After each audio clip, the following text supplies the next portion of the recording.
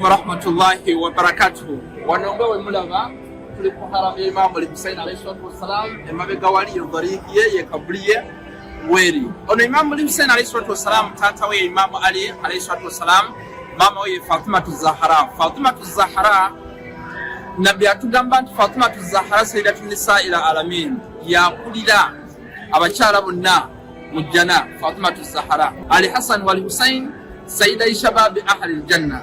Imam Hussein ne Hassan bebakulembeza abavubuka mujjana. N'ekyo kimenyawo ekiri mu hadisi z'abasiraamu abalala ekigamba nti Khalifa Abubakar ne Umaru bebakulembeza abazeeyi mujjana. Nedda mujjana mugenda kubeeramu bavubuka bereere nga aya we muziraba nga Suratul Waqi'a jumurban atraba nti bonna bagenda kubeera nga mujjana abantu nga beeyagala nga ate bonna bali mu myaka gyegimu. N'ekyo no haram Imam al-Husayn twegalira Allah abeere nga asaasira buli omu abantu ku lw'ekitiibwa kya Imam al-Husayn abeere nga abaddiramu ku lw'ekitiibwa ky'omukulembeze w'ejjana. Wassalamu alaikum warahmatullahi wabarakatuh.